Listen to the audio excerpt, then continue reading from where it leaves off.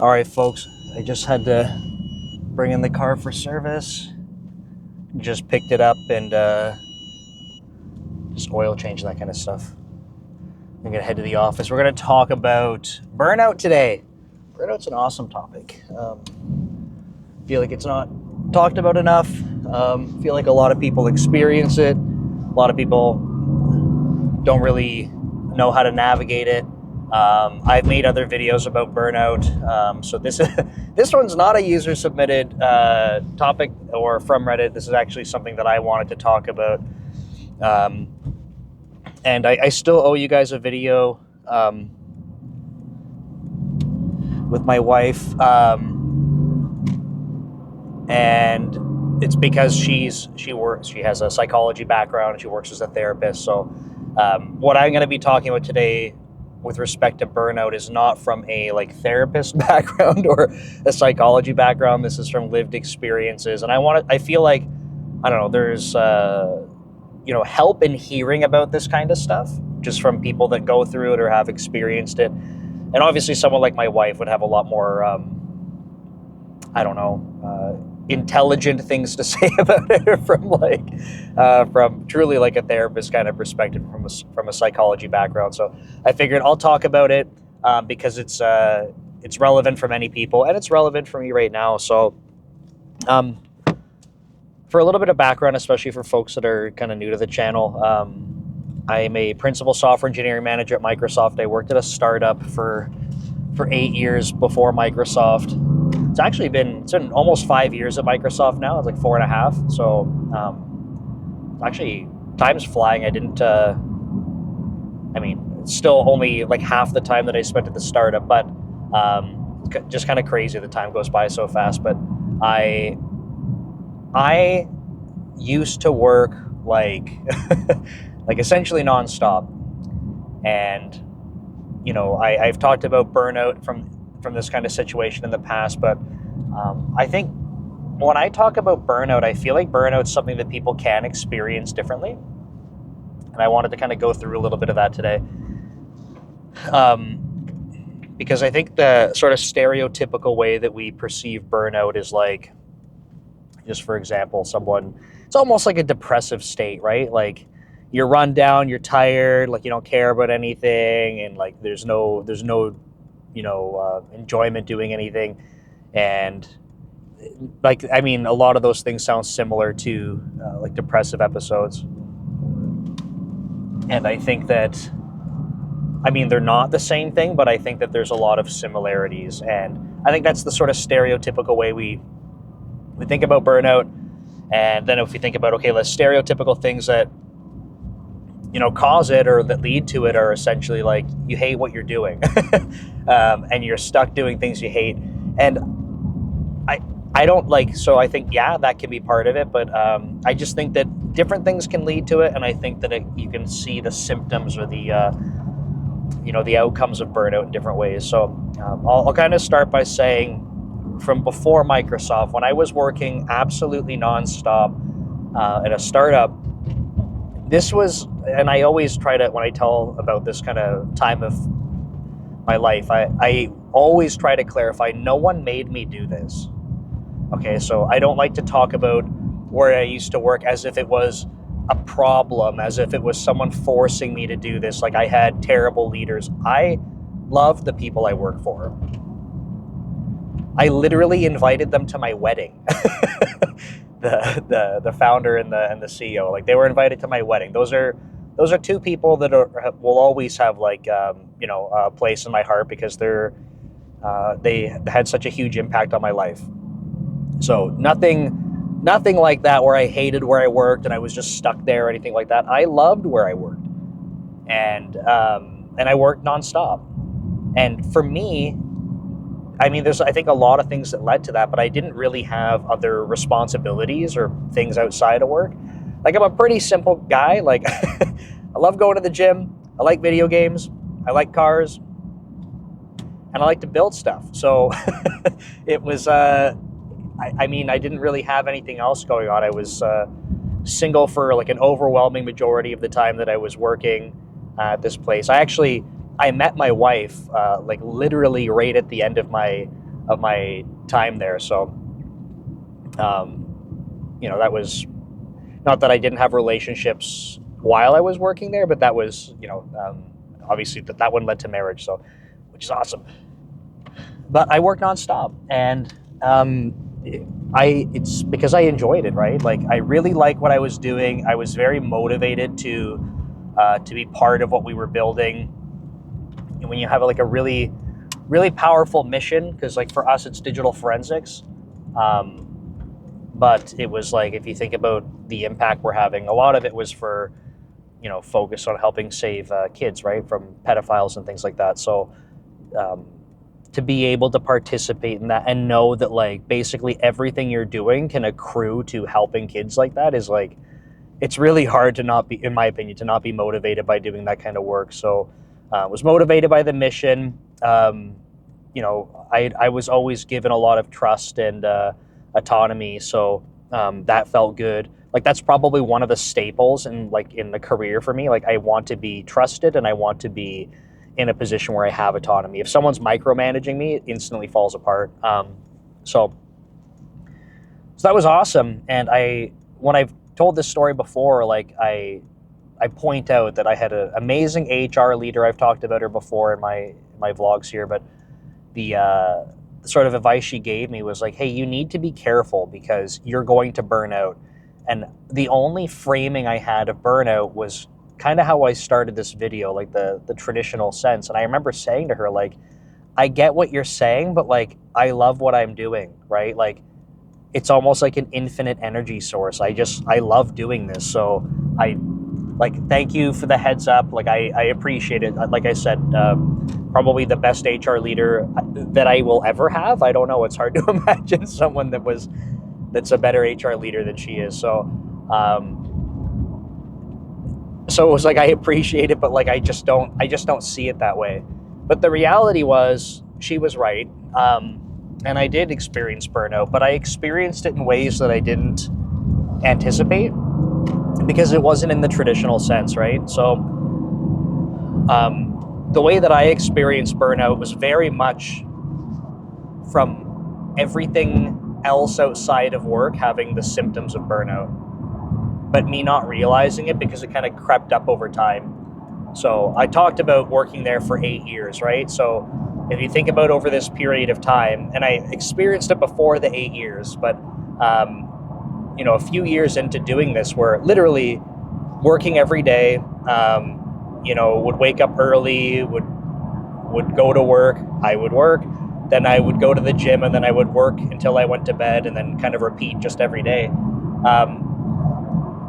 The side effect of doing that was that I ended up getting like a lot of social anxiety, and I'm an introverted person in the first place. I feel like I always kind of have been that way.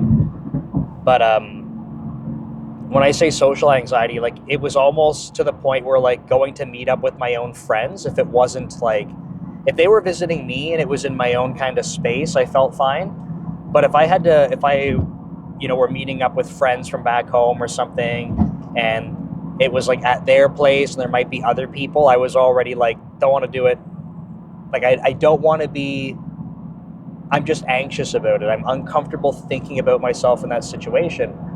And it just became pretty bad, right? But like I didn't kind of piece these things together, but I realized that all I was doing was working. So it made it really difficult to socialize, to be like a normal person. And I ended up realizing after a while, right? Like I'm going through burnout. It just doesn't look the same. Like everything else in my life is taking a hit. And when we talk about burnout in the traditional sense, I would say like what you're observing generally is like your work is taking a hit because you're losing engagement with it.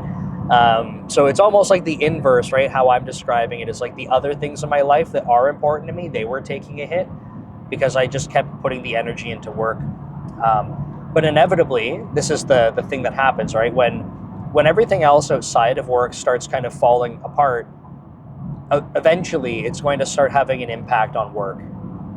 Like I kind of, obviously this isn't like scientifically backed or anything like that, but I kind of think about it like an equilibrium. And if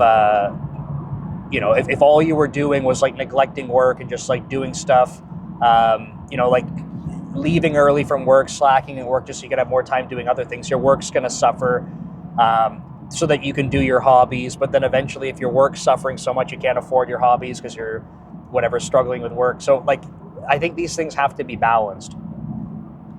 And so for me to solve that particular problem, or at least to attempt to, I said I need to pull myself away from work. I need a forcing function that would do it. So I showed her, sorry, on a vlog recently because I was filming from home. But I got my dog Lila, and Lila was my attempt at let me have a responsibility outside of work. Right, I couldn't snap my fingers and have a girlfriend, so let me get a puppy, and that will mean that I have something that I have to care for, something that I have to be responsible for. I know that it's a little bit different having companionship with an animal versus like friendships, but I've posted about this before, like in written format. I've said this in videos before. I feel like, and I know it sounds like corny, but like Lila saved my life, right? Like being able to get that dog saved my life, because I was on a ridiculous spiral of burnout and not really recognizing it fully, or the potential impact it could have had. Because it like wasn't leading to health issues yet, but I'm sure if I kept going, I would have problems. There would be so many other aspects of my life that would keep deteriorating until it was just really problematic. So I fully believe that Lila saved my life. She's 10 years old now. To put it into perspective, if you do the time frame. So yeah, that was part of my solution. And I do think it helped, right? But this is kind of, I've talked about this before. This isn't necessarily news unless you haven't seen the videos of me talking about this before. So probably for most people it's news. But the reason I wanted to make this video today is because I was talking to my wife about this recently. And I said, like, I'm feeling completely burnt out. And my wife will be the first to say that I do too many things. I'm always stretched very thin. Whether it's work, whether it's building brand ghosts, whether it's creating courses, making YouTube content. The fact that I have Commute, I told her I'm making a second YouTube channel, and she said, absolutely don't do that. And I said, no, it's not extra work. I'm just going to be filming in the car. And she said, don't do it. It's too much for you, because she sees what I take on. And over the past couple of years, there's been opportunities that come up, and I just have to start saying no to them, because I'm the kind of person that wants to take on opportunities, but especially from conversations with her, she's like, don't, like, you're already stretched too thin, and she's right. However, I go through little spurts of burnout, and it's usually like when I've talked about this before, when I'm feeling like I lose productivity and then I kind of spiral downward, like I lose all the momentum. That makes me feel kind of burnt out, because it's so much energy to get the momentum back up. So that's periodic. I'm not super concerned about that, or that's not something that seems that interesting to me, really. I think that's a bit of a side effect of taking on too much, and yeah, just the way that I approach productivity. But that's something I'm aware of and trying to work on.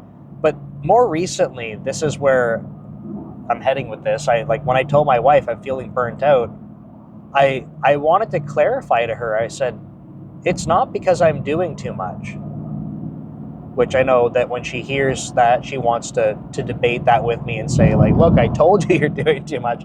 So I wanted to clarify. I said, I've been doing too much for 2 years straight, and experience little bits of disengagement or little bits of burnout because of the productivity stuff. And I said, this is different though. And I said, I think I'm identifying what's unique about it. And I said, there are aspects to content creation, there are aspects to creating courses, or being frustrated with things like in Brand Ghost, where I don't know, like there was a live site issue or something. Like, there are things that make me feel crappy periodically, and I think that's part of life. There's always going to be things that aren't great, and I'll get demotivated and bounce back.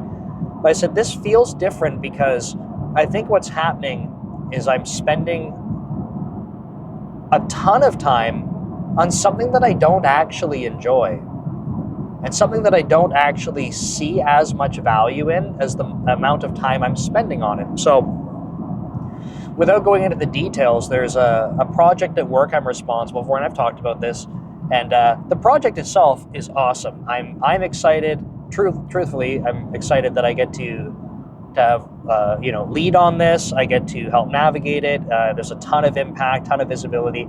It's a great project, but there are not parts. There is a part that I've had to work on, and I feel like there is a disproportionate amount of time that I have to spend versus the value that it adds. Now, I'm not making this video to complain about that or anything. I've made videos about ownership recently, and I stand by that, where I'm like, look, this is something that needs to be owned. I need to be responsible. I need to make sure this is going to be successful. And one of the requirements is the thing, I'm not going to go into the details of it, but like, is this thing that I'm talking about where I don't see as much value as the time that's going into it. And the side effect of that is that it's really burning me out. Like, to put it into perspective, the amount of time I spend making content, doing stuff, like building Brand Ghost outside of work, like, my wife will be the first to say, like, I spend all of my time doing this other stuff. Yet, it's been okay. Now, all of a sudden, it hasn't taken that long, and probably because I'm already operating at my capacity, I have this other project now that's like spilling me over the edge, and it's something that I'm not finding, I don't personally align with the value for this component as much. So it did not take long for me to feel like, oh my goodness, I am completely burnt out. So the reason I'm sharing this is because, like I said at the beginning of this video, I think that a lot of people experience burnout in different ways, have different things that lead up to it. It's not like a cookie cutter, one size fits all. I told you about times in my career where I was working nonstop and felt excited to go do it. I'm telling you about a situation right now that took significantly less time for me to feel like, oh my goodness, like I am. And this is like what I would call traditional burnout. Like, I'm exhausted from it. I am disengaged to the point where I don't want to do my hobbies. Like, that's how burnt out I feel from it. So it's like, just to give you like complete transparency, right? Like, for my main channel, Dev Leader, I try to do 3 YouTube videos a week. I recorded one. I have topics to do that I think are going to be good and helpful. And like, I couldn't bring myself to record them this week so far. I just couldn't do it. And it's not like they're hard. I already know what the topic is. I just have to talk about it. And I'm like, I just can't. To the day that I'm recording this right now, this is Wednesday right now. So I have videos queued on my YouTube channel, like on Commute, to get posted, and they're uploaded, they're ready to go, and I forgot to schedule them and post them because that little part of my routine just fell apart. Like, something so simple, but like I couldn't bring myself to go like do it. I have a very small amount of the next course I'm making, like the very last part that I have to film. I did all of the slides and stuff for it, but like I can't bring myself to go film it. And it's like such a trivial amount of work. And last night, just to give you an example, when I'm really feeling like I just can't do these things, what was going through my head was like, hey, take a break, like go play video games or something. And I'm even like, I don't want to play video games. Like, I don't want to do anything. That's this feeling of burnout that I would say is probably like the traditional kind of way of looking at burnout. Like, I'm feeling that right now. Now, the difference, or maybe not the difference, at least the silver lining here, because like I said, I'm not making this video to complain about things. I'm making it to like share experience, right? I know that this is something that is on like a time horizon that has an end. I'm not concerned that like I'm doomed to be in this situation and stuck here and like it's perpetuated. Like, I'm not concerned about that at all. I know there's an end in sight. No concern there. It's really just like, okay, if this is what I'm going through, like, how do I understand this? How do I navigate it effectively? Because I don't want to be in this position where I feel this way and then cannot do anything else. Because it's a really weird spot to be in when you're like, I can't even enjoy myself, right? I can't take a break from feeling like this to go enjoy myself. So anyway, this is me sharing this stuff because I think we don't talk about burnout enough, and a lot of people go through it. So what I did last night, instead of like trying to say, hey, I'm going to go play video games, I said I'm going to go to bed super early. So I went to bed like an hour earlier than I normally do. I set my alarm for the normal time, and I think it said it was going to be like 7.5 hours of sleep. I try to get at least 6, and I'm like, that's great. That's a ton of sleep. I'm going to hopefully wake up feeling refreshed. And I said, tomorrow's a new day. Like, I'll dive into things, right? And then I woke up this morning. I felt rested, but I was like, I'm not ready. So I just didn't force myself. And I think one of the things I'm trying to do better is, one, practice this disconnect thing that I just explained. Instead of looking for like a dopamine hit, let me go play video games, I was like, just go to sleep. Like, you're clearly exhausted. Go to sleep. Right? Maybe not physically exhausted, but mentally, absolutely. Or like emotionally, I don't know. Like, just go sleep. And then when I woke up and still felt like, obviously, like physically better, but I'm like, I'm not in the right state of mind to like go dive into stuff and try being productive. Don't. Just wait. I'm trying to get that reset. The other part to that, though, is like trying to be kind to myself, which is sounds funny, but like very difficult to do.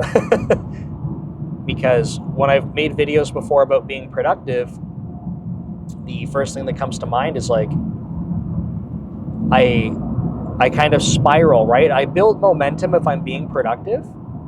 And then when something sets me off course and I lose my productivity, it spirals down where I'm like, it's so hard to get the momentum back. So I'm trying to consciously be kind to myself and say like, hey, look, like, you have a timeline for your course. It has to be done, what's today? It has to be done by Monday, basically. I said, you have time. There's very little left. You've already talked to the editor about how much content's left. Like, everything's good. You don't need to rush and panic and try to, like, you're good. My YouTube channel, I said, if you feel good tonight, you can get the other videos filmed. You already know what the topics are. No pressure, right? The YouTube channel's not going to go down. It's going to be okay. My Code Commute videos, I didn't schedule them today. That's okay. They're already done. They're uploaded. They're good to go. You can film another video on the way into work. Like, everything's fine. These are easy for me to do. I just talk. So it's like, there actually isn't a problem, right? So just like, be kind to yourself. You're not actually screwing anything up. And I think that I don't consciously say that the other way. I don't consciously say like, oh, Nick, you're such a screw up. Oh, you should feel bad about yourself or something. But I think it kind of feels that way. Because I end up seeing